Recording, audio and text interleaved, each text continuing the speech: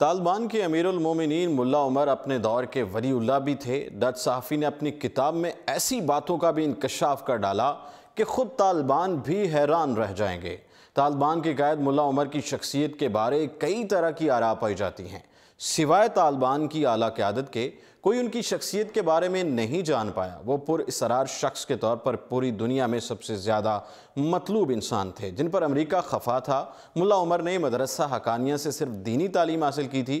طالبان انہیں امیر المومنین کے نام سے پکارتے تھے۔ ملا عمر کے بارے یہ مشہور تھا کہ وہ انتہائی متقی تھے اور راتوں کو دیر تک عبادات اور مجاہدے بھی کرتے تھے۔ اب ایسا ہی دعویٰ ایک خاتون ڈچ صحافی نے بھی کر دیا ہے اور اپنی کتاب میں لکھا ہے کہ ملا عمر درجہ ولایت پر پہنچے ہوئے تھے۔ ایک قومی اخبار میں خاتون صحافی کی کتاب کے حوالے سے شائع ہونے والی خبر میں بتایا گیا ہے کہ ڈچ صحافی بیٹی ڈیم نے ملا عمر پر کتاب لکھنے سے پہلے ان کے کئی دیرینہ ساتھیوں سے ملاقاتیں کی تھیں۔ خاتون صحافی لکھتی ہیں کہ ملا عمر نے 12 سال تک گوشہ نشینی اختیار کی اور امریکی فوج کے بیس کے پاس ہی اتنا طویل عرصہ گزار دیا۔ خاتون صحافی نے یہ نتیجہ بھی اخذ کیا ہے کہ طالبان رہنما ولی اللہ کے درجے پر فائز ہو چکے تھے۔ وہ اس کا ثبوت بھی دیتی ہیں کہ ملا عمر کے انتقال کے دن افغانستان کے خشک علاقے میں حیرت انگیز طور پر شدید ژالہ باری ہوئی، جس سے فوجی اڈے پر کھڑے متعدد امریکی ہیلی کاپٹر تقریباً تباہ ہو گئے تھے۔ خاتون صحافی نے ملا عمر کی 12 سالہ گوشہ نشینی کی بیشتر معلومات ان کے آخری ایام کے ساتھی ملا عبدالجبار عمری سے حاصل کی تھیں۔ واضح ہے کہ عبدالجبار عمری اس وقت افغان خفیہ ادارے NDS کی قید میں ہیں۔ خاتون صحافی نے دعویٰ کیا ہے کہ انہیں ملا عمر کی قبر کا مقام بھی معلوم، مگر انہوں نے کتاب میں اس کی نشاندہی کرنا مناسب نہیں سمجھا، کیونکہ خدشہ تھا کہ افغان حکام طالبان قائد کی قبر کی بے حرمتی کریں گے۔ کتاب میں یہ بتایا گیا ہے کہ ملا عمر نے 2001 کے اختتام سے 4 برس زابل کے دارالحکومت کلات میں گزارے اور باقی 7.5 برس زابل میں ہی ضلع شنکے کے علاقے سیورے میں مقیم رہے۔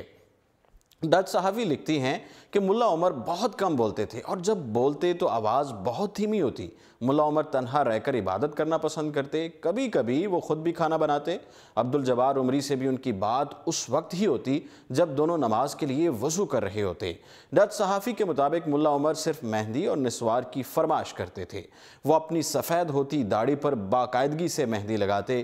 کتاب کے مطابق ملا عمر کا زیادہ وقت قرآن اور حدیث پڑھتے گزرتا۔ ان کا کہنا تھا کہ قرآن پڑھنے سے انہیں مسرت ملتی ہے۔ وہ اکثر قرآنی آیات عبدالجبار عمری کو سناتے تھے۔ عبدالجبار عمری کا کہنا ہے کہ قرآن و حدیث کے علاوہ ملا عمر نے کچھ نہیں پڑھا۔ وہ دیر تک مراقبے کی طرح ایک ہی جگہ بیٹھے رہتے۔ ایک سپہر عبدالجبار نے ملا عمر کو دیوار سے ٹیک لگا کر بیٹھے دیکھا۔ ان کی آنکھیں بند تھیں۔ عبدالجبار کو خدشہ ہوا کہ ملا عمر سو رہے ہیں اور ان کی نماز قضا ہو جائے گی، لہٰذا انہوں نے ملا عمر کو ہلا کر جگانے کی کوشش کی۔